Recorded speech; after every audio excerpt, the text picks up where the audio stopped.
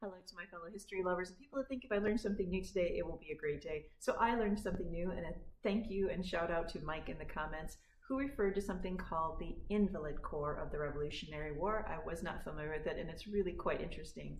So in 1776, I'll just read to you here, there's a resolution by the Continental Congress that says if officers or enlisted men are injured on warships or armed vessels and are disabled in the service of the United States and are incapable of earning a living, that they would get half pay for the duration of the disability. However, and this is a big however, if the serviceman was able to perform at least limited military duties, he was required to remain on duty. So now enter a guy whose name is Louis Nicola, and he basically proposes they need to use older and invalid veterans.